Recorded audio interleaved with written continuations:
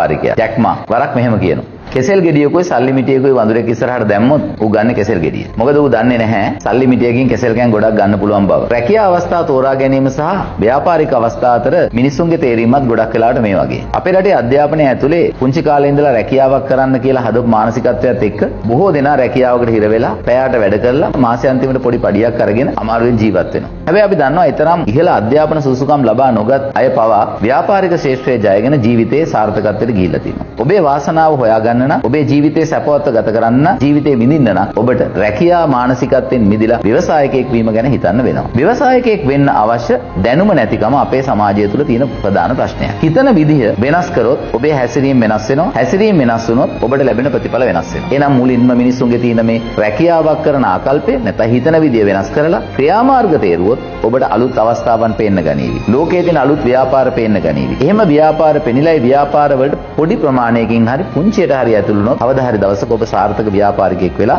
ඔබේ වාසනාව ඔබේ ජීවිතේ විඳින වාසනාව